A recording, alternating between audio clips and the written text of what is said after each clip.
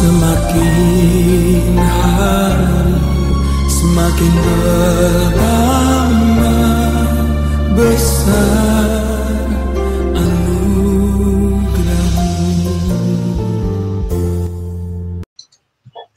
Sementara saudara-saudara Yusuf duduk makan, suatu kabilah orang Ismail atau orang Arab lewat. Mereka adalah saudagar-saudagar dari Midian. Mereka itu adalah saudagar-saudagar dari Midian. Amin. Amin. Lalu Yusuf segera diangkat dari dalam sumur itu, kemudian dijual kepada orang Ismail tersebut. Puji Tuhan. Amin, saudaraku. Amin.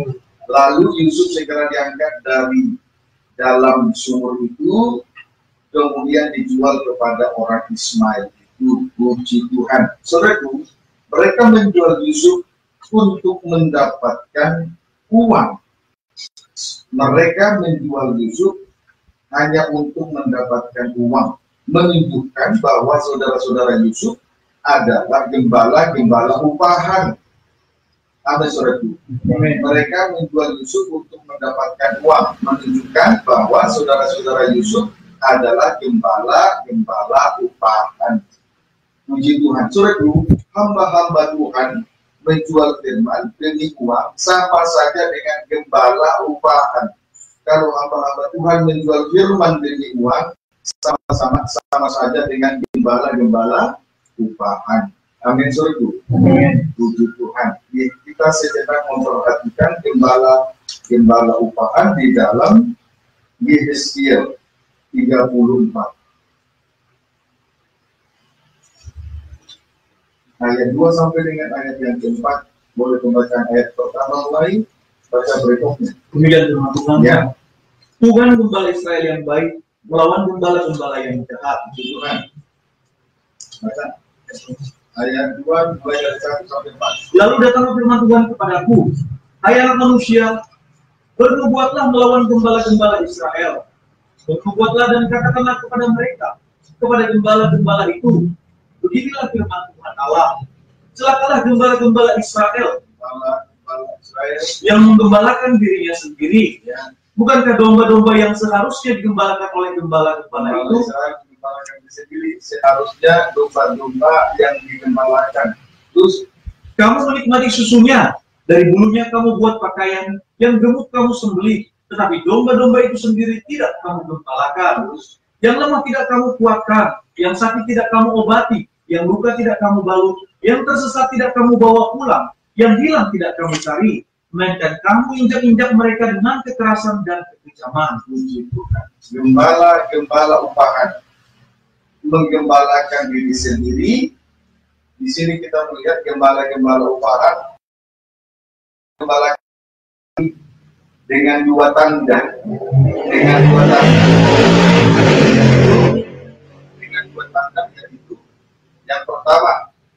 yang pertama, istri pertama gembala-gembala menikmati susunya. Gembala-gembala menikmati susunya. Istri yang kedua membuat pakaian dari bulu domba, membuat pakaian untuk mereka dari bulu domba itu. Istri yang ketiga yang gemuk disembelih, tetapi sayangnya domba-domba itu tidak digembalakan dengan baik. Amin, saudara. Amin. Tetapi sayangnya domba-domba itu tidak digembalakan dengan baik. Tanda yang kedua, istri yang pertama, yang lemah tidak dikuatkan. Istri yang kedua, yang sakit tidak diobati. Istri yang ketiga, yang luka tidak dibantu. Istri yang keempat, yang tersesat tidak dibawa pulang. Istri yang kelima, yang hilang tidak dicari. Ini tanda yang kedua. Tanda yang kedua, yang lemah tidak dikuatkan, yang sakit tidak diobati, yang luka tidak dibalut, yang tersesat tidak dibawa pulang, yang hilang tidak dicari. Sebaliknya, saudaraku, gembala-gembala menginjak-injak domba-domba itu dengan kekerasan dan kekejaman. Sebaliknya, gembala-gembala menginjak-injak domba-domba itu dengan kekerasan dan kekejaman. Kesimpulannya, gembala-gembala hanya mau menikmati hasil dari domba-domba itu, tetapi tidak peduli dengan keadaan dari domba-domba itu sendiri. Kesimpulannya, gembala-gembala hanya mau menikmati hasil dari domba-domba itu, tetapi tidak peduli dengan domba-domba itu sendiri. Amin, saudara. Amin. Tuhan. Haleluya. Saudaraku, sampai sejauh ini Yesus adalah gembala agung. Dia peduli dengan kita. Dia sangat memperhatikan kita. Dia memelihara kehidupan kita.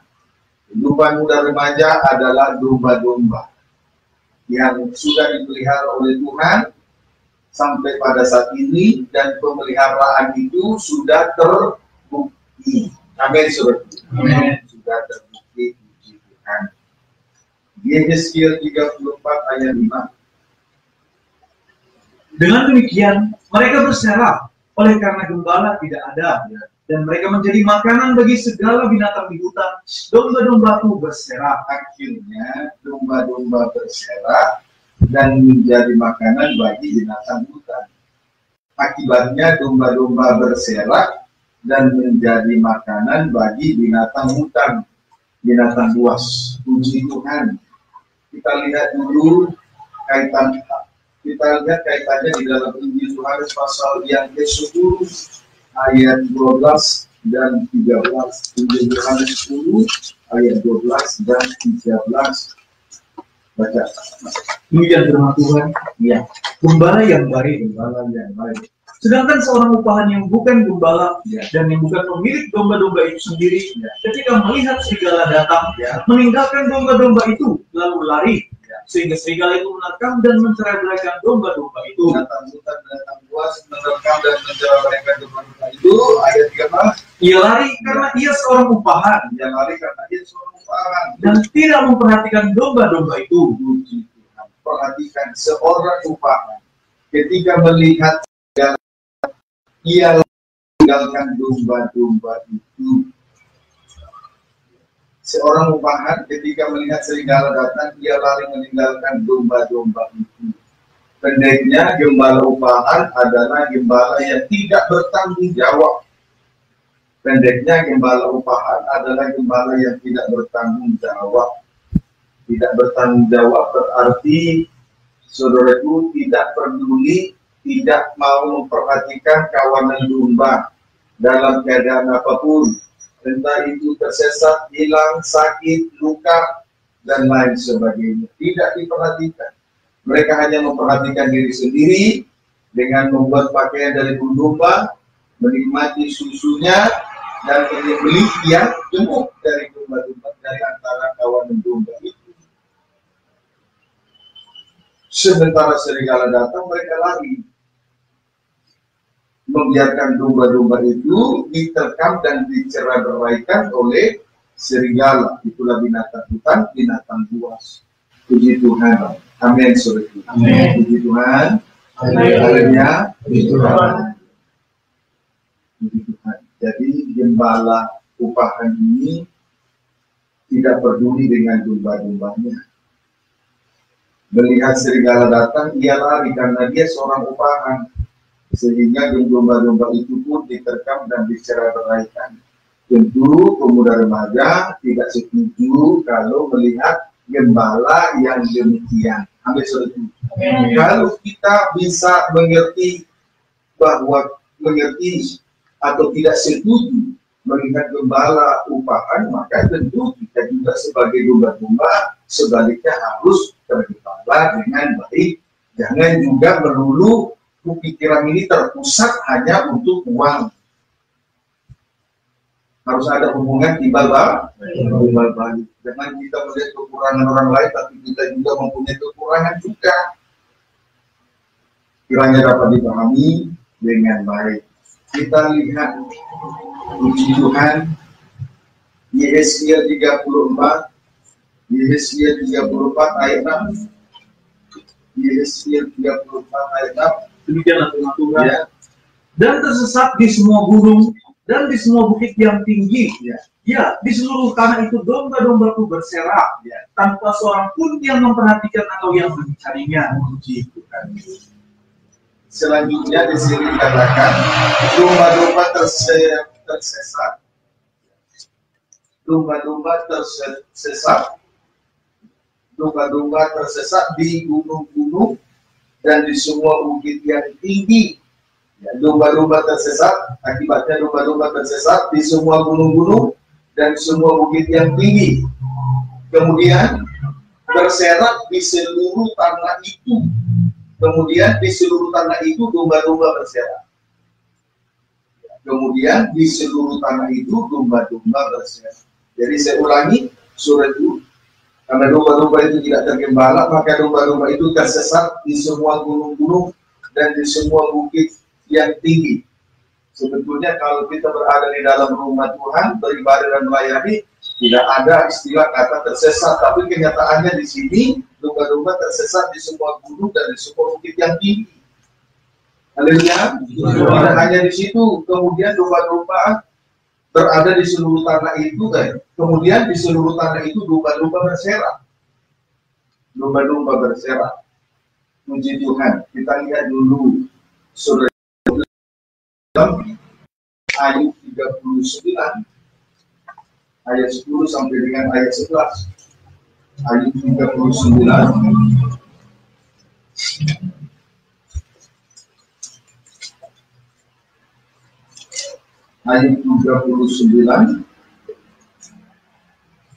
ayat 39 ayat 10 sampai 11. Baca. Demikian firman Tuhan. Ya.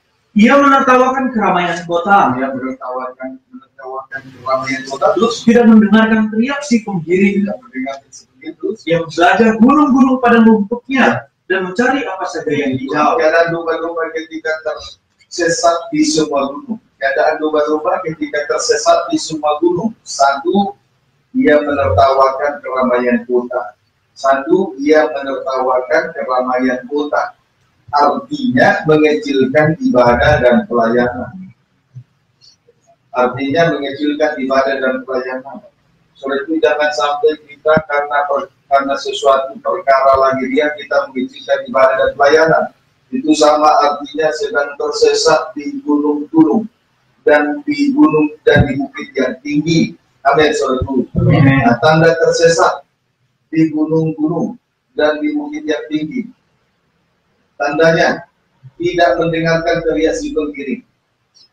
Tandanya tersesat dan tidak mendengarkan teriak si penggiring. Artinya tidak mau mendengar suara gembala.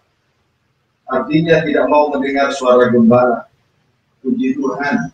Dulu sebelum kita mengerti arti sebuah penggembalaan, kita lebih dominan mendengarkan suara pimpinan di tempat kita bekerja, dan itu tidak salah. Itu memang benar. Tetapi seharusnya kalau kita disebut domba, kita harus lebih mendengarkan suara gembala daripada suara yang lain-lain. Apa suara itu? Suara yang lain itu bukan gembala. Dia gembala yang memelihara jiwa, bukan suara asing. Suara asing tidak memelihara jiwa. Yang memelihara jiwa adalah gembala. Pemeliharaan itu adalah jaminan dari gembala agung. Suara asing tidak akan memelihara jiwa kita. Biar kita punya kedudukan yang tinggi, karir yang bagus, sukses, dan lain sebagainya, itu suara asing, bukan suara gembala. Jadi kalau dia mendengar suara asing, sekalipun berada di gunung Tuhan, sama dengan tersesat. Dapat dipahami saudara. Puji Tuhan. Haleluya. 2. Ia menjelajah gunung-gunung padang rumputnya.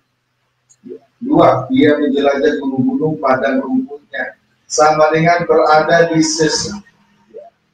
Sama dengan berada dan tersesat di semua gunung-gunung. Berada dan tersesat di semua gunung-gunung. Ia menjelajah gunung-gunung padang rumputnya. Sama dengan berada dan tersesat di semua gunung-gunung. Saudara itu berada di semua tempat-tempat ibadah. Tadi menjelajah gunung-gunung padang rumputnya, sama dengan berada dan tersesat di semua gunung-gunung. Amin. Berada di semua tempat-tempat ibadah di sini alasannya mencari apa saja yang hijau. Dia berada di semua tempat gunung-gunung tempat rumah Tuhan beribadah. Alasannya mencari apa saja yang hijau. Mencari apa saja yang hijau. Artinya mencari firman Tuhan. Cari saudaraku di semua tempat-tempat ibadah, tetapi tidak tergembala dalam satu penggembalaan sama dengan tersesat. Beribadah di semua tempat-tempat ibadah, alasannya untuk mencari firman Tuhan. Tetapi kalau kita tidak tergembala di dalam satu kandang penggembalaan, itu sama dengan tersesat. Banyak anak Tuhan, saudaraku, beribadah di semua tempat peribadatan. Alasannya untuk mencari firman Tuhan. Tapi kalau tidak tergembala di dalam satu kandang penggembalaan, itu sama dengan tersesat. Kenapa beribadah di sana? Minggu ini beribadah di satu tempat peribadatan, minggu depan beribadah lagi di tempat satu peribadatan yang lain. Lalu kalau ditanya alasannya kenapa? Mencari firman. Kalau tidak tergembala dalam satu penggembalaan, dia mencari firman, tetap sama dengan tersesat di gunung-gunung Tuhan. Amin, saudara. Amin. Kiranya dapat dipahami dengan baik. Haleluya. Yang mengerti keberadaan dari domba-domba adalah gembala. Kalau paham tidak, yang mengerti keadaan dari domba-domba hanyalah gembala. Kalau paham tidak, melihat serigala dia akan lari.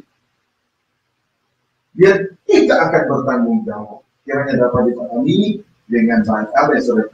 Amin. Kiranya dapat dipahami ya. Amin. Ayub 39 ayat 9. Boleh baca ayat 8. Siapakah yang mengumbar keledai liar? Biar tidak tergembala terus. Atau siapakah yang membuka tali tambatan pelajaran? Ayat 9. Kepadanya telah kuberikan tanah dataran sebagai tempat kediamannya. Puji Tuhan. Tempat bagi domba-domba yang tidak tergembala adalah tanah dataran. Tempat bagi domba-domba yang tidak tergembala adalah tanah dataran. Tanah dataran persamaannya tidak bergunung-gunung dan tidak berlembah-lembah. Itu tanah dataran, datar. Berarti tidak bergunung-gunung dan tidak berlembah-lembah. Amin.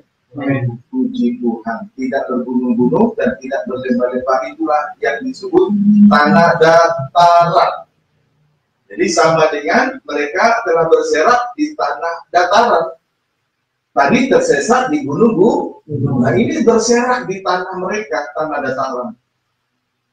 Itulah tempat kalau tidak tergembala. Tuhan memberikan kepada mereka tanah dataran. Tanah dataran berarti tidak bergunung dan tidak berlembah.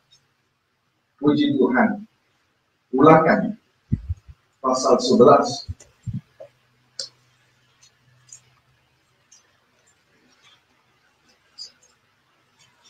Kita harus semakin dewasa ya. Amin. Amin. Puji Tuhan. Karena ada ayat firman mengatakan umat binasa karena tidak mempunyai pengertian. Kemudian kalau tidak ada wahyu, biarlah domba. Ayat 10, ulangan 11, ayat 10 sampai 11. Demikian firman Tuhan. Ya, tanda datarannya. Baca. Ketaatan mendatangkan berkat, tidak taatan mendatangkan hukum. Ya. Sebab negeri kemana engkau masuk untuk mendudukinya, ya, bukanlah negeri seperti tanah Mesir. Bukan seperti tanah Mesir. Terus dari mana kamu keluar, ya, yang setelah ditabur dengan benih harus kau airi dengan jerih payah. Tanah Mesir itu tanah dataran, diairi. Terus seakan-akan kebun sayur. Ya, terus tetapi negeri kemana kau pergi untuk mendudukinya ialah negeri gunung dan berlembah-lembah. Terus yang mendapat air sebanyak hujan yang turun dari langit. Perhatikan, tanah Kanaan ialah negeri yang bergunung-gunung dan berlembah-lembah, menunjuk pengalaman kematian dan kebangkitan dari Tuhan Yesus Kristus. Itu gunung-gunung dan berlembah-lembah. Jadi tanah Kanaan itu tanah kemurahan, hidup di dalam kemurahan. berada di tanah Kanaan berarti hidup di dalam kemurahan, yang mendapat air sebanyak hujan yang turun dari langit. Kemurahan Tuhan itu seperti mendapat air sebanyak hujan yang turun dari langit. Amin. Karena kalau berburu dan berlembah kalau menanam tanaman di tempat yang tinggi, tidak mungkin bisa mengambil air dari lembah lalu naik untuk menyirami di tempat yang tinggi. Tetapi saudaraku berada di tempat yang tinggi dan berlembah adalah hidup di dalam kemurahan. Itulah pengalaman kematian dan kebangkitan. Hidup di dalam kemurahan, mendapat air sebanyak hujan yang turun dari langit. Jadi hidup dari kemurahan kalau di tanah yang bergunung dan berlembah, hidup dari kemurahan. Sebaliknya tanah dataran itu, saudaraku, setelah benih ditabur, maka akan mengambil air lalu disirami dengan jerih payah, disirami dengan jerih payah, mengandalkan kekuatan. Kalau mengandalkan kekuatan itu sama dengan hidup dengan segala jerih payah. Jadi loh, yang terpenting seharusnya doakan gembala itu jangan menjadi gembala upahan, supaya kehidupan muda remaja menjadi kehidupan yang tergembala, tidak tersesat di gunung-gunung dan tidak berserak di tanah dataran. Paham? Amin. Haleluya. Puji Tuhan. Haleluya. Seakan-akan kebun sayur disirami dengan jerih payah, seakan-akan kebun sayur. Kita ini ada di kebun anggur dulu, hidup di dalam kemurahan. Pengalaman kematian dan kebangkitan itu kemurahan. Jadi jangan lari dari pengalaman kematian. Tidak mungkin ada kebangkitan tanpa mengalami kematian. Kalau diganggu dengan sengsara, bersyukur. Berarti tidak lama lagi Tuhan menyatakan kemuliaan-Nya. Haleluya. Orang dunia sendiri tahu berakit-rakit dahulu, berenang-renang pergi, bersakit-sakit dahulu, baru bersenang-senang di kemudian hari. Itu orang dunia. Sementara kita di dalam Tuhan bergembala dengan baik. Pengalaman kematian dan kebangkitan seharusnya tidak asing bagi kita. Itu juga merupakan pengalaman kita. Karena Allah yang kita sembah Allah yang hidup. Itulah Tuhan Yesus Kristus. Dia telah menderita untuk kita. Kita dipanggil untuk mengikuti teladannya, mati, bangkit, dan dipermuliakan. Itu suatu kemurahan. Haleluya. Nah, kita bersyukur ya. Selanjutnya kita kembali membaca Kejadian 37. Ayat 28. Kejadian 37. Ayat 28. Baca. Ketika ada saudagar-saudagar Midian lewat, Yusuf diangkat ke atas dari dalam sumur itu, ya. Kemudian dijual kepada orang Ismail itu, ya, dengan harga 20 shikal. Yusuf, adapun Yusuf dijual ke orang Ismail seharga 20 keping shikal perak. Yusuf dijual kepada orang Ismail seharga 20 keping shikal perak. Puji Tuhan. Jadi firman pengajaran mempelai dihargai dengan 20 keping shikal perak. Puji Tuhan. Firman pengajaran mempelai dalam terang tabernakel yang sudah mengembalakan kehidupan kita sampai sejauh ini, dan itu jaminan hidup. Apakah kita mau menghargai firman pengajaran mempelai yang sudah mengembalakan kehidupan kita ini hanya seharga 20 keping perak saja? Kalau saya bertanya kepada saudara, berapa harga nyawa saudara? Bisa dihargai dengan 1 triliun? Tentu saudara tidak mau, karena nyawa jauh lebih berharga. Uang yang nilainya tinggi tidak sebanding dengan nyawa. Nyawa kita ini lebih mahal daripada jumlah uang yang banyak. Tetapi di sini kita melihat saudara-saudara Yusuf menjual Yusuf hanya demi 20 keping shikal perak. Puji Tuhan, sungguh luar biasa ya. Dapat dipahami? Amin. Puji Tuhan. Haleluya. Kiranya dapat dipahami dengan baik. Mari kita bandingkan Injil Matius 26.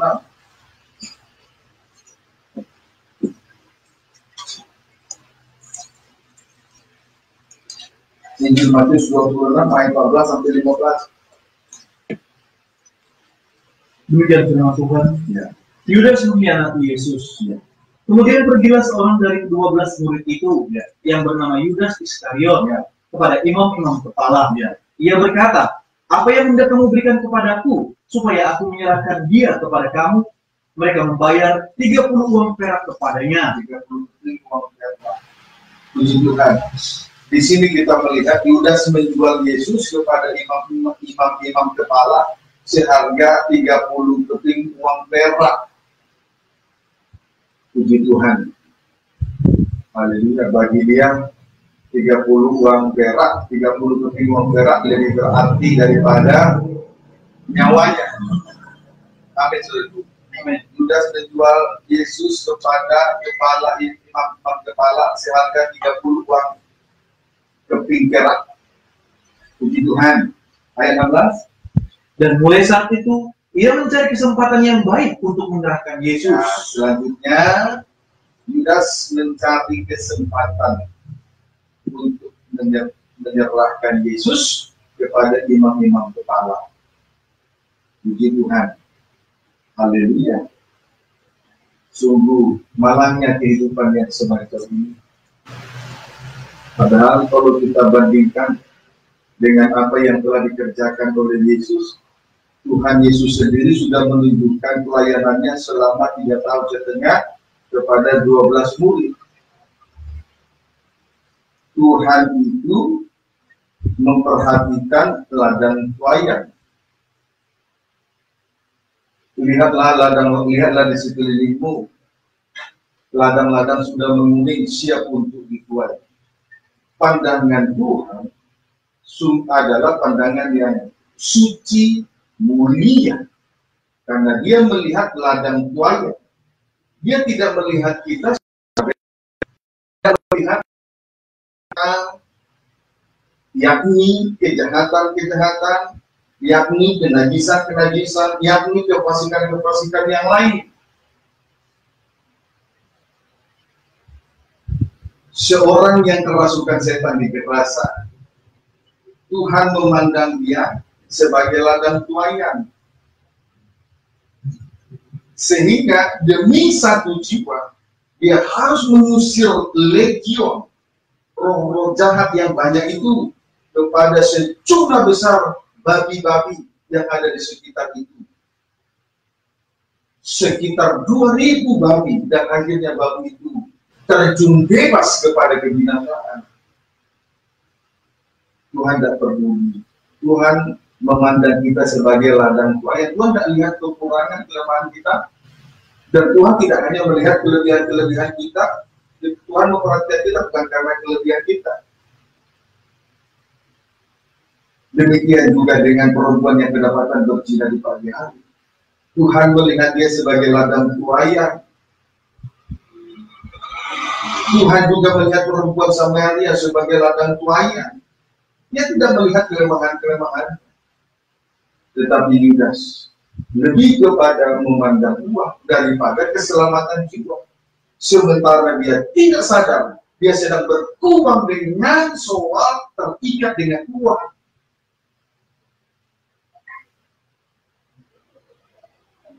Dapat dipahami? Jangan sampai sibuk dengan pekerjaanmu hanya karena uang. Kiranya dapat diperhatikan, kita sedang berkubang di dalam dosa apa. Tuhan sendiri saja melihat keberadaan kita sebagai ladang tuayan, tetapi kita sendiri yang punya nyawa tidak memperhatikan kehidupan kita, tidak peduli dengan keselamatan jiwa kita. Sesuatu yang sangat malang sekali. Kiranya dapat dipahami ini. Amin. Puji Tuhan.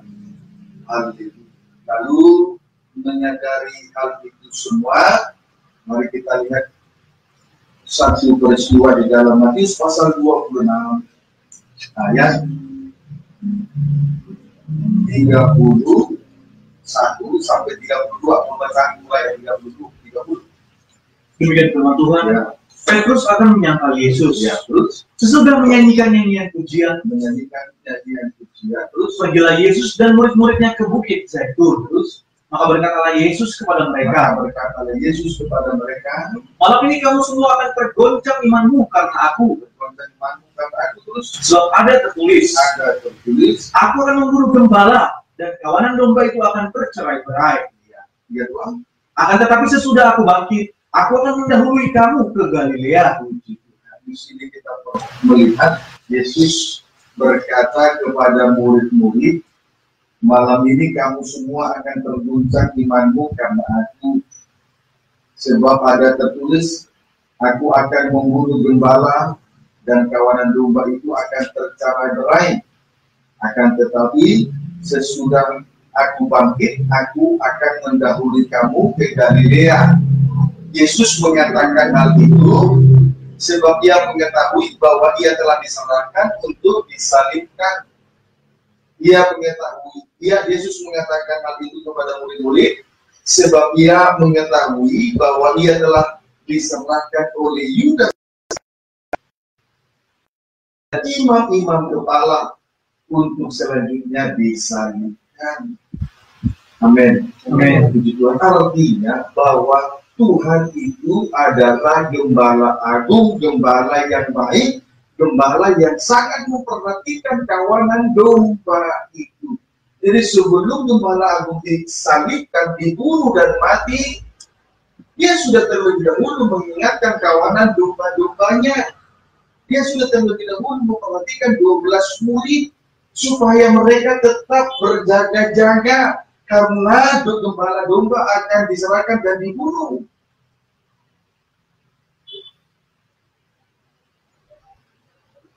Amin. Amin. Dia sangat memperhatikan kehidupan muda remaja.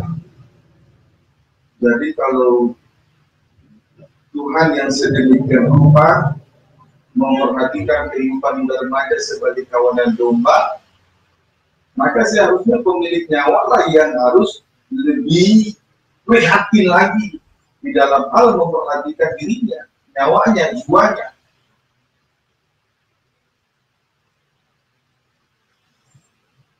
Haleluya. Puji Tuhan.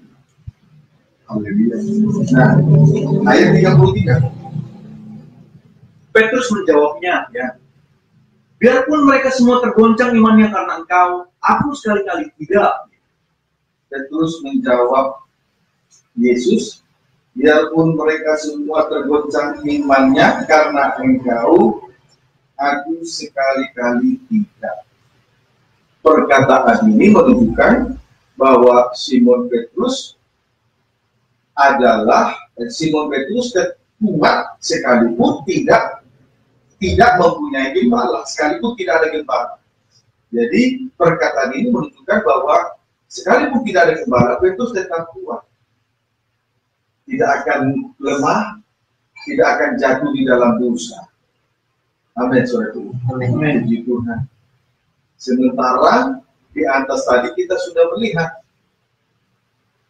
beribadah di semua gunung-gunung, tempat rumah Tuhan, tempat beribadah pun, berada di semua gunung-gunung, tempat-tempat rumah Tuhan, tempat beribadah, tetapi tidak tergembala dalam satu kandang penggembala, itu sudah tersesat. Dapat dipahami, saudara. Bahkan sekalipun alasannya mencari firman, itu sudah tersesat. Harus tetap tergembala. Berarti memang kita butuh penggembalaan. Sedangkan ada gembala saja, domba-domba bisa tersesat. Alasannya apa? Berada di semua gunung-gunung, tempat rumah Tuhan beribadah, tempat rumah Tuhan tetap beribadah. Kemudian berada di semua gunung-gunung untuk mencari firman Tuhan. Tetap saja disebut tersesat. Apalagi kalau tidak ada gembala. Tidak hanya tersesat, pasti binasa. Tapi di sini dari jawaban Simon Petrus itu menunjukkan seolah-olah dia tidak membutuhkan gembala. Tanpa gembala, dia menyatakan diri sebagai orang yang kuat, tidak akan jatuh dalam dosa. Begitu dulu ya. Betul ya. Puji Tuhan. Kiranya dapat dipahami dengan ayat 34. Yesus berkata kepadanya, Ya. Aku berkata kepadamu, sesungguhnya malam ini sebelum ayam berkokok, engkau telah menyangkal aku 3 kali. Ya. Tetapi Yesus berkata kepada Simon Petrus, sesungguhnya malam ini sebelum ayam berkokok, engkau telah menyangkal aku 3 kali. Tuhan dengan sabar tetap kembali berkata kepada Simon Petrus, sesungguhnya malam ini sebelum ayam berkokok, engkau telah menyangkal aku 3 kali. Puji Tuhan. Haleluya. Ayat 35, respon Simon Petrus terhadap pernyataan Yesus. Ayat 35. Kata Petrus kepadanya, Ya. sekalipun aku harus mati bersama-sama engkau, aku tak akan menyangkal engkau. Semua murid yang lain pun berkata demikian juga. Yes. Simon Petrus berkata kepadanya, sekalipun aku harus mati bersama-sama engkau, aku takkan menyangkal engkau. Aku takkan menyangkal engkau. Tidak menyangkal salib. Berarti menyangkal dirinya. Jadi artinya sekalipun tidak ada gembala, ia tetap menyangkal dia tidak akan menyangkal salib, melainkan dia tidak akan menyangkal salib, berarti tetap memikul salib. Berarti menunjukkan bahwa Petrus tetap kuat sekalipun tidak ada gembala. Bahkan dia rela mati apapun yang terjadi. Puji Tuhan. Haleluya. Dapat dipahami seperti itu. Nah, sekarang mana yang benar? Perkataan Tuhan atau perkataan Simon Petrus? Mari kita melihat pembuktiannya di dalam Injil Matius pasal 26 ayat 69 sampai dengan 74. Baca. Petrus menyangkal Yesus, ya. Sementara itu Petrus duduk di luar di halaman, ya. Maka datanglah seorang hamba perempuan kepadanya, ya. Katanya, ya, engkau juga selalu bersama-sama dengan Yesus orang Galilea itu, ya. Terus, tetapi ia menyangkalnya di depan semua orang, ya. Katanya, aku tidak tahu apa yang engkau maksud, ya. Terus aku tidak tahu apa yang kau maksud. Terus Ketika ia pergi ke pintu gerbang, seorang dari halaman turun melorot sampai ke pintu gerbang. Terus hamba lain melihat dia, ya, dan berkata kepada orang-orang yang ada di situ, ya, orang ini bersama-sama dengan Yesus orang Nazaret itu, dan ia menyangkalnya pula dengan bersumpah, ya, aku tidak kenal orang itu. yang kedua aku tidak kenal orang itu. Terus Tidak lama kemudian orang-orang yang ada di situ datang kepada Petrus dan berkata, pasti engkau juga salah seorang dari mereka, itu nyata dari bahasamu. Terus, maka mulailah Petrus mengutuk dan bersumpah, aku tidak kenal orang itu. Dan pada saat itu berkokoklah ayam. jadi yang ketiga Petrus bersumpah.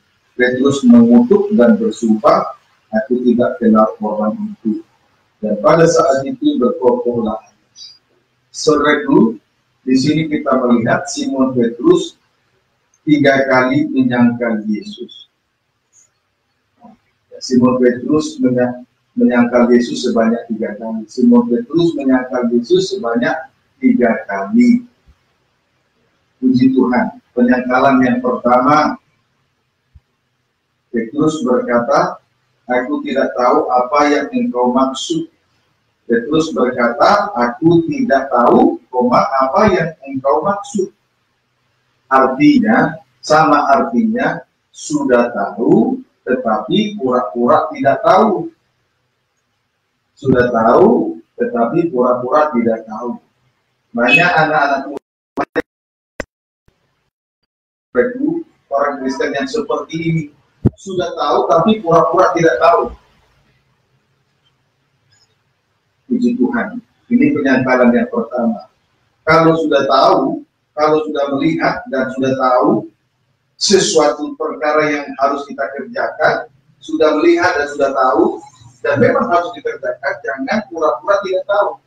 Kalau sudah tahu tapi pura-pura tidak tahu, itu penyangkalan terhadap salib yang pertama. Penyangkalan yang pertama terhadap salib. Kalau tidak bertobat dari penyangkalan yang pertama, nanti lanjut sampai kepada penyangkalan yang kedua. Hati-hati. Sudah tahu tapi pura-pura tidak tahu. Itu penyangkalan yang pertama loh, ya, sudah terhadap salib. Jangan biasakan diri seperti itu. Kalau tidak mau bertobat dari situ, nanti akan meningkat kepada penyangkalan yang kedua, yaitu aku tidak kenal orang itu. Masakan Simon Petrus tidak mengenal Yesus? 3 tahun setengah bersama-sama dengan Yesus. Dapat dipahami? Masakan Simon Petrus tidak mengenal Yesus? Dia bersama-sama 3 tahun setengah bersama-sama dengan Yesus. Dalam keadaan apapun, dalam situasi apapun, dia selalu bersama-sama dengan Yesus. Tetapi dia tetapi kenyataannya dia menyangkal Yesus untuk yang kedua kali. Sebab dia berkata, aku tidak kenal orang itu. Saudara perhatikan, Simon Petrus adalah murid yang pertama. Dia pekerjaan semula sebagai seorang penjala ikan menjadi penjala jiwa. Dari penjala ikan menjadi penjala jiwa. Dan dia diberi jabatan rasul. Berarti dengan berkata aku tidak kenal dia, sama artinya mengakui tugas dan kewajiban. Sama dengan tidak mengakui jabatan-jabatan yang dipercaya, karunia-karunia dan jabatan yang dipercayakan oleh Tuhan. Amin. Berkata aku tidak kenal dia, sama artinya tidak mengakui, bahkan tidak menghargai karunia-karunia dan jabatan-jabatan yang di jabatan Roh El Kudus yang dipercayakan oleh Tuhan. Puji Tuhan. Ini penyangkalan yang kedua. Jauh lebih parah dari penyangkalan yang pertama terhadap salib Kristus. Juga, kalau tidak mau bertobat dari penyangkalan yang kedua ini, maka akan meningkat lagi kepada penyangkalan yang ketiga. Lihat penyangkalan yang ketiga. Simon Petrus berkata, aku tidak kenal orang itu. Simon Petrus berkata, aku tidak kenal orang itu. Tetapi diawali dengan mengutuk dan bersumpah. Penyangkalan yang ketiga, Simon Petrus berkata, aku tidak kenal orang itu. Tetapi diawali dengan mengutuk dan bersumpah. Mengutuk dan bersumpah. Saudaraku, Tuhan rela disalibkan supaya untuk nenek moyang terpatahkan, terputuskan. Sebab dalam Galatia dikatakan bahwa terkutuklah orang yang tergantung di atas salib. Berarti oleh karena salib segala kutuk nenek moyang, perbuatan sia-sia yang diwariskan dari orang tua, semua putus. Tetapi kehidupan yang tidak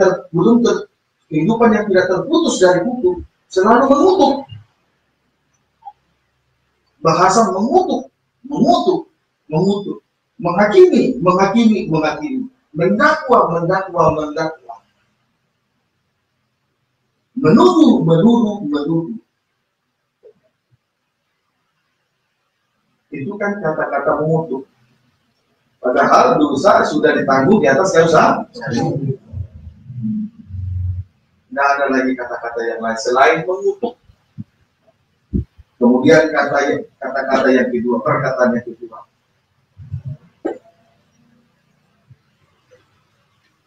Simon Petrus bersumpah. Simon Petrus bersumpah.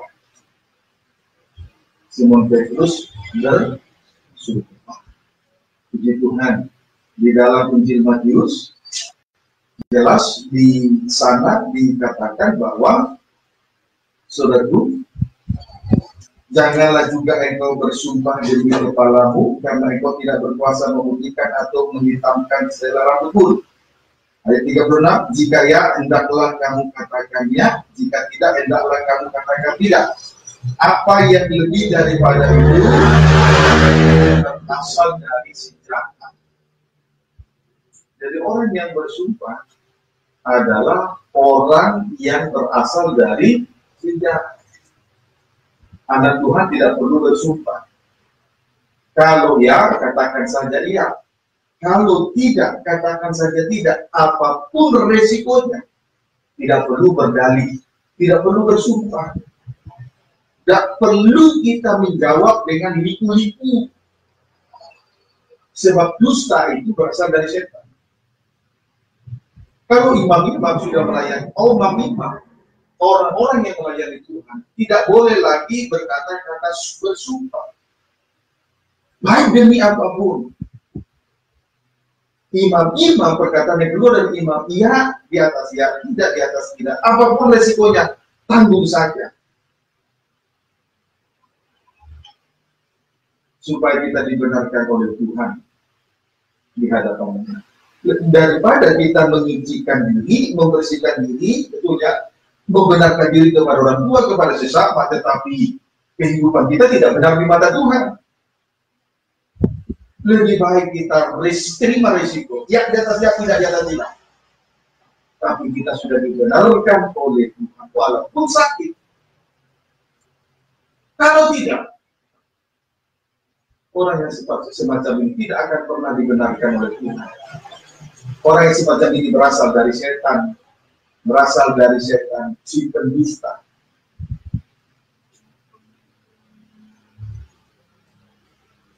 Dapat dipahami sebetulnya.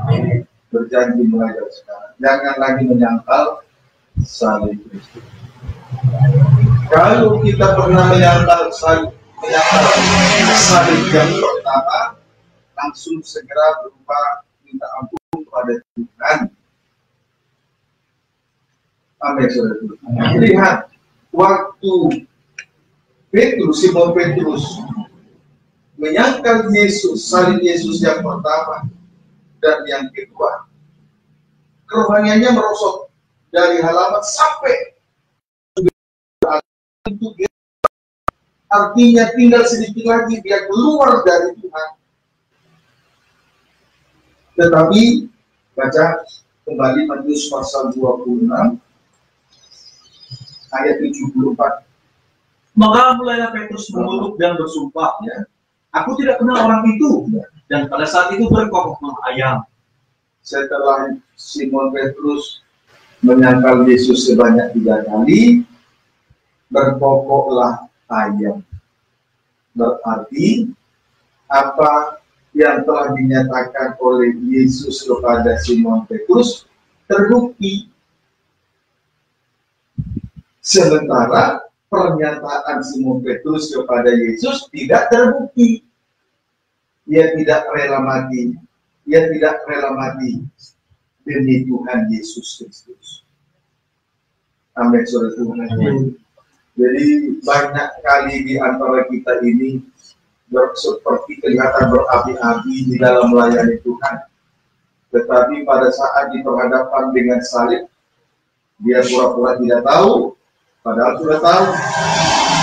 Kemudian akhirnya karena dia tidak bertobat dari situ, dia rela mengecilkan karunia-karunia dan jabatan-jabatan yang dipercayakan oleh Tuhan.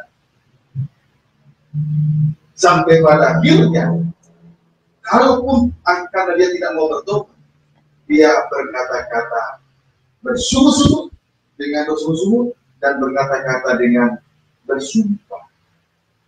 Jadi semakin parah penyangkalannya kepada Tuhan.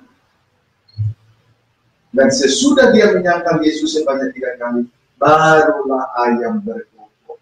Supaya bahwa Tuhan yang benar, kita banyak salah. Kita tidak banyak salah. Perhatikan, roh itu penurut, tapi daging lemah. Kita tidak bisa mengandalkan daging ini, karena daging ini adalah tempatnya kelemahan-kelemahan, tempatnya kekurangan-kekurangan. Bagaimana mungkin kita bisa mengandalkan daging ini untuk menghadapi segala sesuatu? Jadi memang kita harus tergembala. Kita tidak boleh menjual gembala. Itulah firman pengajaran mempelai yang sudah menggembalakan kita hanya demi 30 keping uang perak. Jangan kita jual kepada layanan. Jangan kita kecilkan di mata rajani karuniai dan jabatan Roh Kudus hanya karena 30 keping uang perak.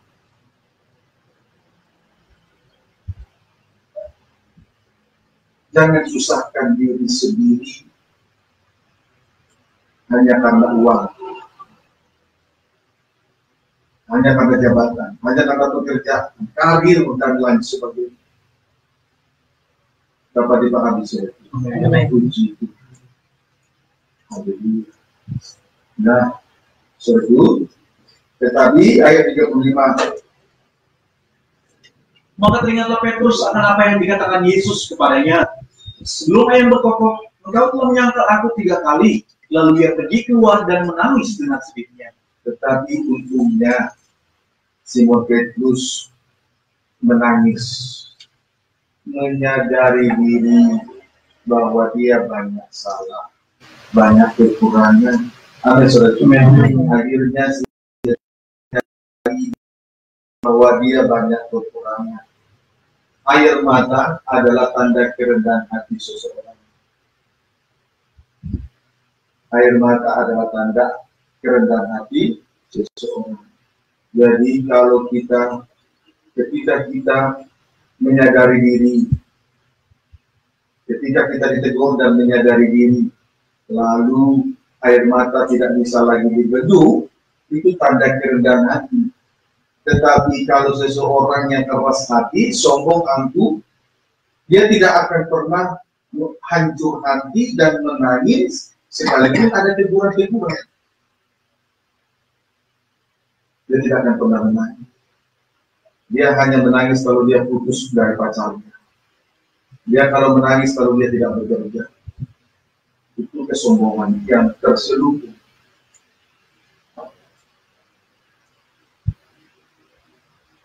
Tapi sebaliknya, panas hati, keras hati kalau ditegur. Tapi kalau orang yang mendapat teguran, lalu segera menangis, itu tanda kerendahan hati. Air mata itu tanda kerendahan hati. Air mata, air tidak pernah mengalir ke atas, selalu mencari dataran total.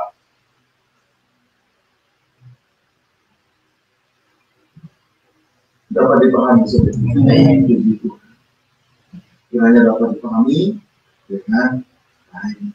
Kemudian sekarang kita lihat pada Yusuf zaman Firaun, Yesus zaman Herodes. Sekarang kita lihat di zaman akhir, gereja Tuhan di zaman akhir, zaman antikris. Puji Tuhan. Wahyu 13. Wahyu 13, baca.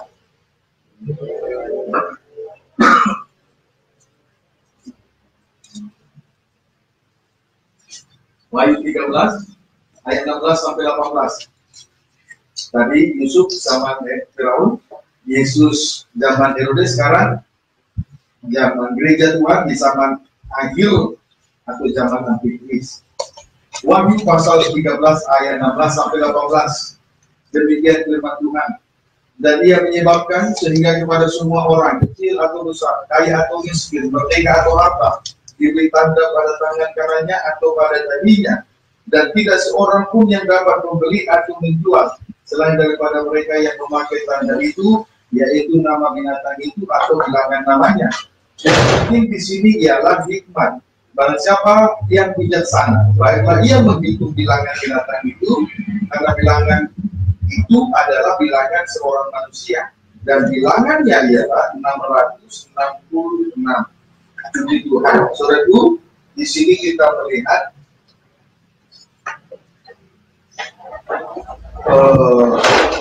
sang meterai daripada antikris.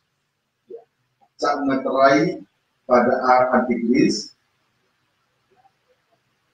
tanda akan diberi cap meterai atau tanda pada tangan kanan atau pada dahi. Itulah 666.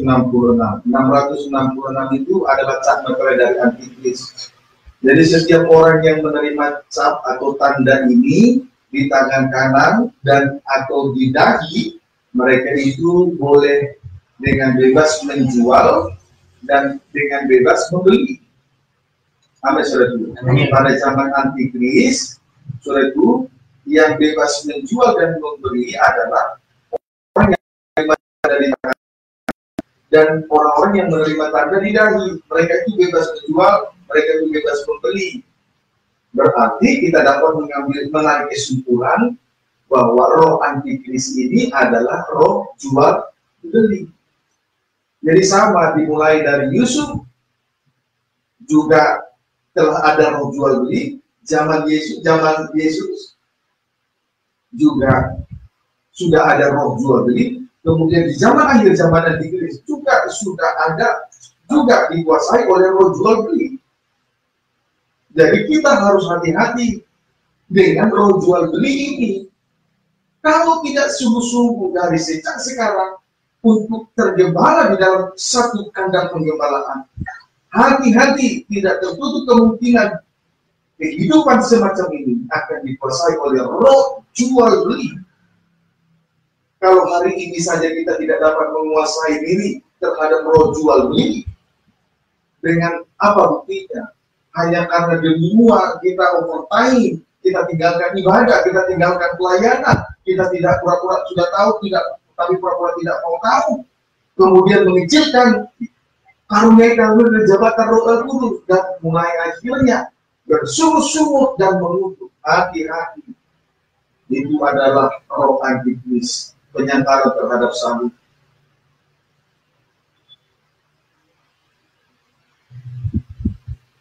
Dapat dipahami, saudara. Puji Tuhan. Haleluya. Hati-hati dengan berjuang beli. Itu sebabnya saya selalu ingatkan, kalau sudah pulang selesai kerja pulang, jangan ada kata-kata, tapi aku kan tidak melayat.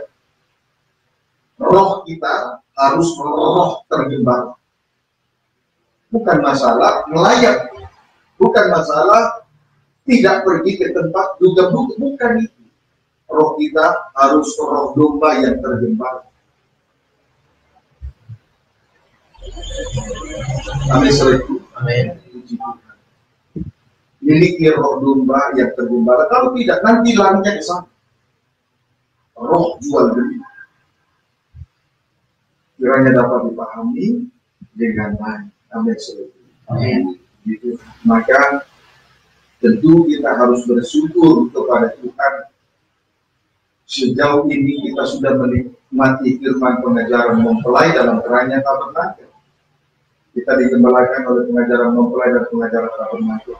Yusuf itu gambaran dari pengantin perempuan gereja Tuhan yang sempurna. Dialah firman pengajaran mempelai dalam kerajaan tabernakel. Jangan sampai kita jual firman pengajaran mempelai yang sudah menggembalakan kita hanya demi beberapa keping uang. Kiranya dapat dipahami dengan baik. Amin, saudaraku. Puji Tuhan. Maka, saudaraku, mari kita baca ayat 18 Wahyu. Kita lihat dulu antikris itu, Wahyu 13 ayat 1 sampai dengan ayat yang kedua. Lihat ya, ayat 1 sampai dengan ayat yang kedua. Binatang yang keluar dari dalam laut. Lalu aku melihat seekor binatang keluar dari dalam laut, bertanduk 10 dan berkepala 7. Di atas tanduk-tanduknya terdapat 10 mahkota, dan pada kepalanya tertulis nama.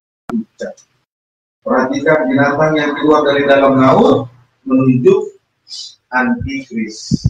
Menunjuk antikris. Binatang yang keluar dari dalam laut itu menunjuk kepada antikris. Lihat, binatang Adapun binatang itu bertanduk 10 dan berkepala 7. Kemudian di atas tanduk-tanduknya terdapat 10 mahkota. Lihat ya, perhatikan dulu di sini. Bertanduk 10, kemudian berkepala 7, lalu di atas tanduk-tanduknya terdapat 10 mahkota. 10 tambah 7 tambah 10, seluruhnya 27. 27 itu berbicara tentang perjanjian baru. Itulah kitab-kitab yang tertulis di dalam perjanjian baru. Jadi seolah-olah mereka itu memberikan suatu janji dengan kemurahan seperti kemurahan yang diberikan oleh Tuhan Yesus Kristus. Amin. Perjanjian baru ditulis oleh Rasul. Seolah-olah demikian, saudara. Liciknya lo antikris ini. Liciknya lo ini roh jual beli. Liciknya lo roh jual beli atau roh antikris ini begitu licik. Seolah-olah kita mendapat kemurahan seperti kemurahan yang diberikan oleh Tuhan Yesus Kristus kepada kita. Dapat dipahami, saudara. Kemudian ayat yang kedua, Wahyu 13 ayat 2. Binatang yang kulihat itu serupa dengan macan tutul, dan kakinya seperti kaki beruang, dan mulutnya seperti mulut singa. Dan naga itu memberikan kepadanya kekuatannya dan tatanya dan kekuasaannya yang besar. Kemudian binatang itu, saudaraku, binatang yang keluar dari dalam laut itu adalah kumpulan dari 3 jenis binatang. Kumpulan dari binatang yang keluar dari dalam laut itu adalah kumpulan dari 3 jenis binatang. Begitu, nah, kumpulan dari 3 jenis binatang. Jadi binatang itu terdiri dari 3 jenis binatang, kumpulan dari, jadi binatang itu adalah merupakan kumpulan dari 3 jenis binatang. Berbeda dengan anak domba Allah. Dia adalah anak domba Allah, betul-betul pure anak domba Allah. Dan akhirnya disembelih. Untuk selanjutnya dipersembahkan. Sementara binatang yang keluar dari dalam laut ini kumpulan dari 3 jenis binatang. Dapat dipahami, saudara? Sedangkan Tuhan Yesus Kristus, dia adalah anak domba Allah dan akhirnya disembelih. Disembelih bukan karena dia bodoh, disembelih untuk menebus dosa kita. Sedangkan binatang ini kumpulan dari 3 jenis binatang. Antara lain macan tutul, kemudian beruang dan singa. Jadi sewaktu-waktu bisa menjadi macan tutul, sewaktu-waktu bisa seperti beruang, bisa menjadi seperti singa. Jadi wujudnya tidak jelas. Tapi yang pasti 3 gabungan dari binatang ini adalah merupakan binatang buas. Dapat dipahami, saudara? Dapat dipahami? Jadi sebetulnya antikris ini mengerikan, tidak menjanjikan. Hati-hati dengan roh jual beli. Sekali lagi saya ingatkan, jangan jual pengajaran mempelai hanya karena uang. Jangan jual Tuhan Yesus dan rela overpay cari uang. Tinggalkan ibadah pelayanan, mengecilkan karunia-karunia jabatan. Hati-hati.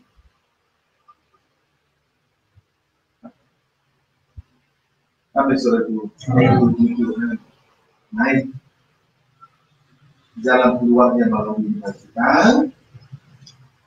Atau boleh kita baca ayat 3? Maka tampaklah kepadaku satu dari kepalanya, seperti kena luka yang membahayakan hidupnya. Tetapi luka yang membahayakan hidupnya itu sembuh. Seluruh dunia heran, lalu mengikuti binatang itu. Puji Tuhan.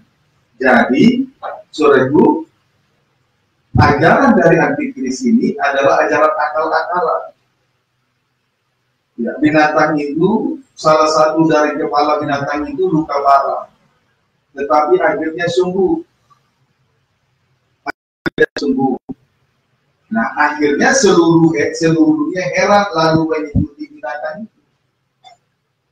Jadi pelayanan daripada antikris ini hanya berbicara soal mukjizat, tapi tidak mengerti soal pengalaman kematian. Harusnya kalau kita mengalami sengsara, banyak mengalami luka-luka karena ini dan itu, karena berbagai hal, harusnya lanjutkan sampai kepada pengalaman kematian. Tetapi di sini antikris itu tidak demikian.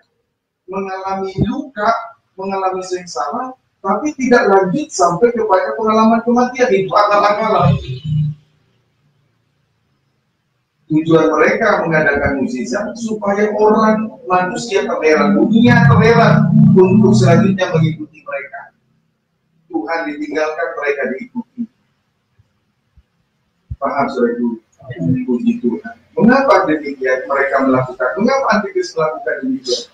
Karena naga, itulah gambaran setan, berdiri di belakang daripada antikris ini, memberikan kepadanya kekuatannya, tatanya, dan kekuasaannya besar. Pada ayat yang kedua. Amin. Puji Tuhan. Sehingga pelayanan mereka akal-akal. Jangan sampai kita melayani dengan kebangkitan yang palsu. Kenapa ada kebangkitan palsu? Karena pengalaman kematiannya palsu. Seperti antikris ini, sepertinya melayani Tuhan dalam suasana kebangkitan. Pelayanan itu sama seperti berada di tanah Kanaan, suasana kebangkitan. Tujuan bangsa Israel berada di Kanaan hanya satu, untuk beribadah dan berbakti kepada Allah yang hidup. Itu suasana kebangkitan. Tetapi kalau tidak masuk dalam pengalaman kematian, itu kebangkitan yang palsu. Itulah keadaan daripada antikris. Akal-akalan.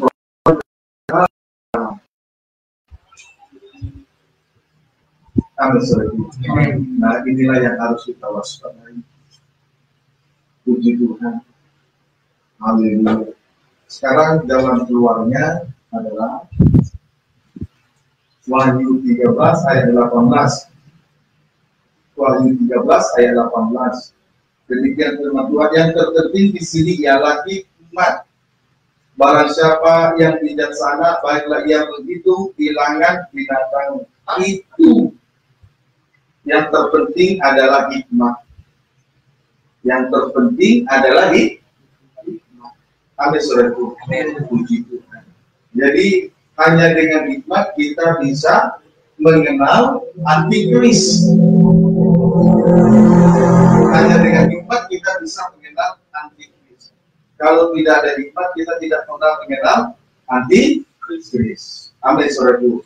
Puji Tuhan. Baik, kita kaitkan dengan pribadi Salomo.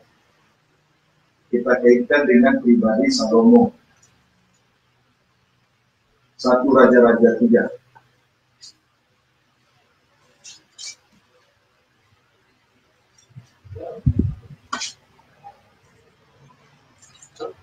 1 Raja-Raja 3 ayat yang ke-5.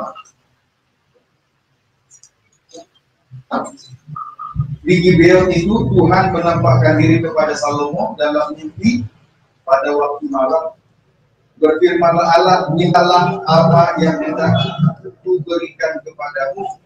Lalu Salomo berkata, engkaulah yang telah menunjukkan kasih setiamu yang besar kepada hambamu Daud, ayahku, sebab dia hidup di hadapanmu dengan setia, benar, dan jujur terhadap engkau. Dan engkau telah menjamin kepadanya kasih setia yang besar, itu dengan memberikan kepadanya seorang anak yang dulu ditatanya, seperti pada hari ini. Ayat 9, maka berikanlah kepada hamba ini hati yang paham menimbang perkara untuk menghadiri umatmu dengan dapat membedakan antara yang baik dan yang jahat. Sebab siapakah yang sanggup menghadiri umatmu yang sangat besar ini? Ayat 10, lalu adalah baik di mata Tuhan bahwa Salomo meminta hal yang demikian. Jadi berfirmanlah Allah kepadanya, oleh karena engkau telah meminta hal yang demikian dan tidak meminta umur panjang atau kekayaan atau nyawa musuhmu, melainkan pengertian untuk memutuskan hukum, maka sesungguhnya aku melakukan sesuai dengan permintaan ini. Sesungguhnya aku memberikan kepada hati yang penuh hikmat dan pengertian. Sebelum engkau tidak ada seorang pun seperti engkau, dan sesudah engkau tidak akan bangkit seorang pun seperti engkau. Kesimpulannya, untuk yang pertama kali Tuhan menampakkan dirinya kepada Salomo di Gibeon. Pada kesempatan itu Salomo tidak menyanyiakan kesempatan itu. Untuk yang pertama kali Tuhan menampakkan dirinya kepada Salomo di Gibeon, dan Salomo tidak menyanyiakan kesempatan itu sebab ia meminta hikmat dari Tuhan. Amin. Puji Tuhan. Pada saat Tuhan menampakkan diri untuk yang pertama kali kepada Salomo, ia meminta hikmat kepada Tuhan. Kesempatan itu dia tidak sia-siakan. Dia betul-betul menghargai hikmat, memohon hikmat. Dia tidak meminta umur panjang, tidak meminta kekayaan, tidak meminta nyawa musuh. Jadi keliru rasanya kalau hamba Tuhan melayani Tuhan karena uang, kekayaan, harta. Itu suatu kekeliruan. Dia sibuk dengan nyawanya, tetapi dia tidak sibuk dengan nyawa domba-domba yang dilayani. Itu umur panjang. Kemudian dia tidak meminta nyawa musuh.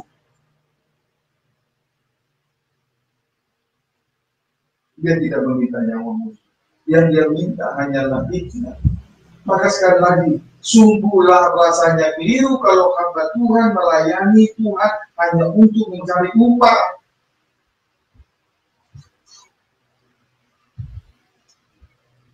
Keluar tinggalkan pengembalaan hanya untuk mencari uang, sungguh keliru.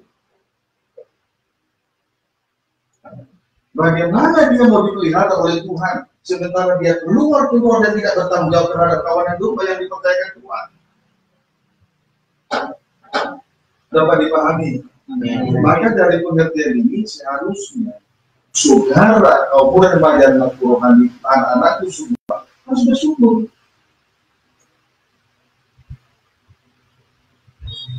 Saya secara pribadi hari-hari ini sedang merindukan dengan sungguh-sungguh supaya kiranya Tuhan memenuhi kehidupan saya dengan hikmat surga. Amin surga. Begitu. Baru lihat, kita kaitkan hikmat. Sekarang yang kedua.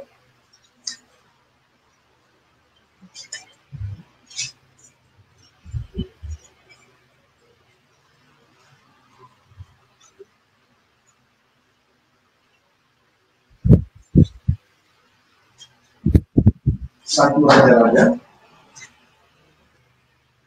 ayat 1 Raja-Raja 9 ayat 2. Ayat 1 sampai dengan ayat 2. Lihat, Tuhan menampakkan diri kepada Salomo untuk yang kedua kalinya. Ketika Salomo selesai mendirikan rumah Tuhan dan istana raja dan membuat segala yang diinginkannya, maka Tuhan menampakkan diri kepada Salomo untuk kedua kalinya seperti dia sudah menampakkan diri kepadanya di Gibeon. Setelah Salomo selesai mendirikan rumah Tuhan dan istana raja, maka Tuhan menampakkan diri kepada Salomo untuk yang kedua kalinya. Untuk yang kedua kalinya, puji Tuhan. Haleluya. Jadi saudaraku, memang kita harus perhatikan pembangunan rumah Tuhan. Yang harus kita perhatikan adalah pembangunan rumah Tuhan. Pembangunan rumah Tuhan harus diperhatikan, tidak boleh diabaikan begitu saja. Sebab sesudah Salomo mendirikan rumah Tuhan, barulah Tuhan menampakkan diri kembali kepada Salomo untuk yang kedua kalinya. Amin, saudara. Puji Tuhan. Perhatikan baik-baik. Perhatikan baik-baik. Lalu ayat yang ketiga, firman Tuhan kepadanya, telah kudengar doa dan permohonanmu yang kau sampaikan kepadaku. Aku telah menguruskan rumah yang kau berikan ini untuk membuat namaku tinggal di situ sampai selama-lamanya. Maka mataku akan ada di sepanjang masa. Saudaraku, Salomo mendirikan rumah Tuhan, tujuannya adalah supaya nama Tuhan tinggal di situ sampai selama-lamanya. Salomo mendirikan istana, Salomo mendirikan rumah Tuhan, tujuannya adalah untuk membuat nama Tuhan tinggal di situ sampai selama-lamanya. Jadi intinya rumah Tuhan atau bait Allah adalah tempat Tuhan berdiam sepanjang masa. Maka dengan demikian nanti Tuhan akan menampakkan diri. Itulah sebabnya akhirnya Tuhan menampakkan diri kepada Salomo untuk yang kedua kalinya. Haleluya. Puji Tuhan. Puji Tuhan. Baik, kita masuk lebih dalam lagi. Di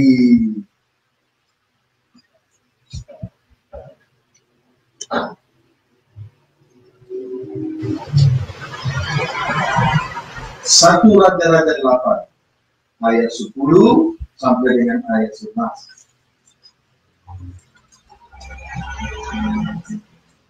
Satu Raja-Raja 8 ayat 9 sampai 11. Dalam tabut itu tidak ada apa-apa selain daripada kedua lembagu yang diletakkan musuh ke dalam ditutupnya.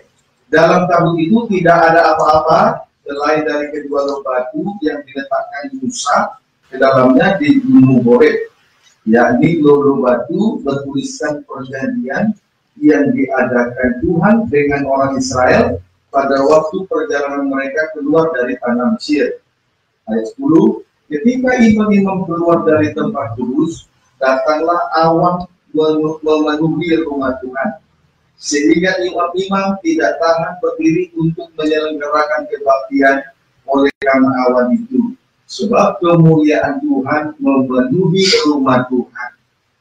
Jadi, tadi saya sudah katakan rumah Tuhan adalah tempat roh Allah. Rumah Tuhan adalah tempat Allah berdiam untuk selama-lamanya. Ketika Allah berdiam di dalam rumahnya, maka kemuliaan Tuhan memenuhi rumah itu. Amin, saudaraku. Rumah Tuhan adalah tempat Tuhan berdiam. Setelah Tuhan berdiam, maka rumah Tuhan dipenuhi dengan kemuliaan Tuhan.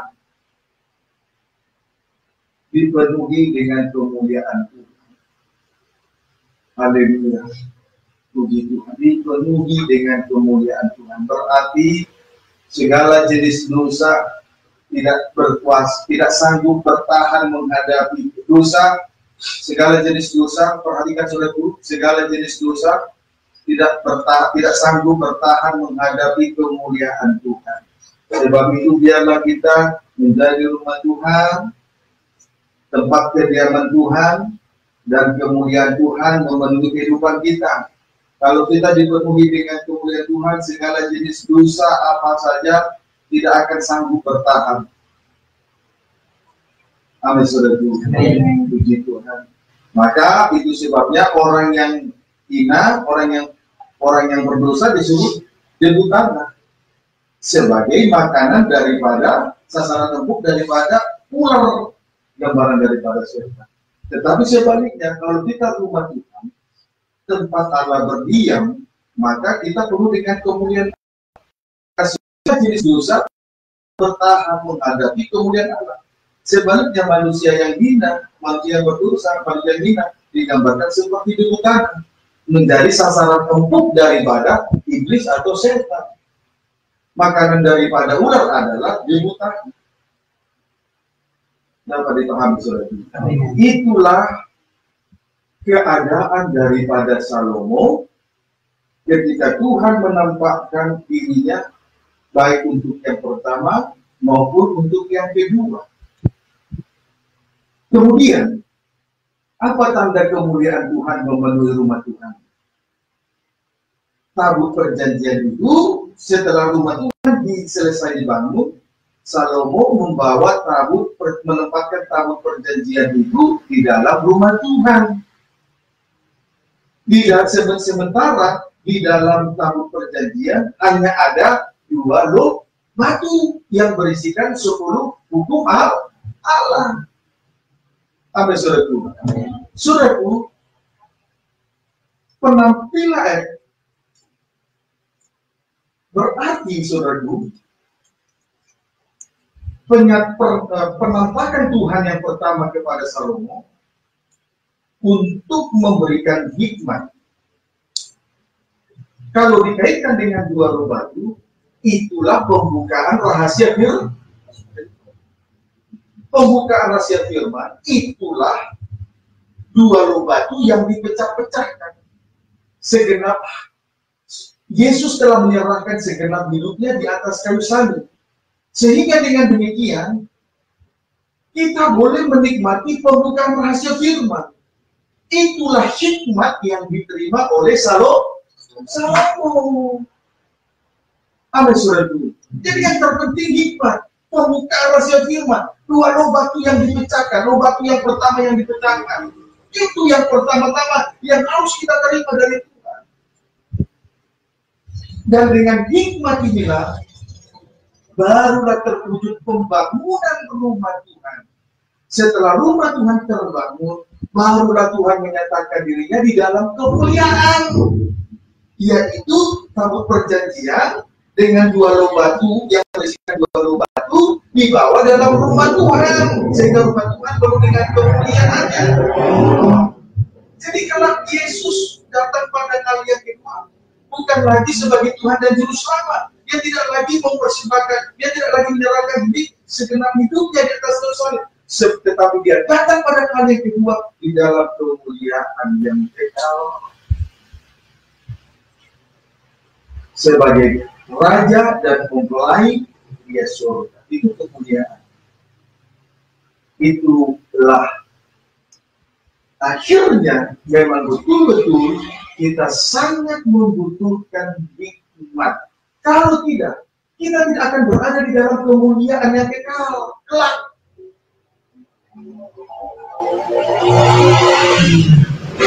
Amin, saudaraku. Penampilan Yesus yang pertama menyerahkan segenap hidupnya di atas kayu salib. Itulah hikmat. Amin. Rasul Paulus sangat menghargai hikmat, sehingga dia tetap memberitakan tentang pribadi Yesus yang disalibkan. Sekalipun Yahudi menghendaki mukjizat, Yunani menghendaki hikmat, mencari hikmat, tetapi sebetulnya salib Kristus adalah hikmat Allah, salib Kristus adalah kekuatan Allah.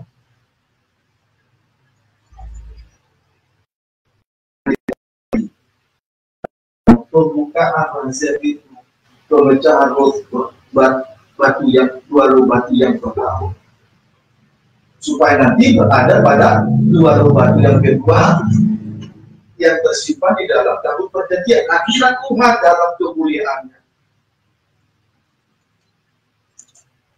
Itu yang menyelamatkan kita, saudara. Tidak usah kita minta umur panjang, Tuhan. Beri kalahkan musuh saya, Tuhan.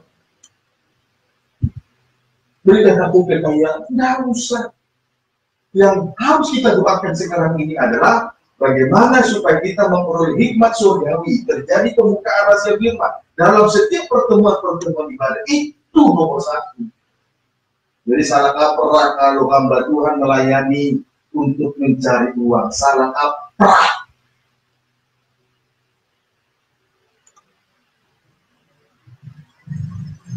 Ini bukan hamba Tuhan yang membawa kepada kemuliaan, keselamatan kita. Haleluya.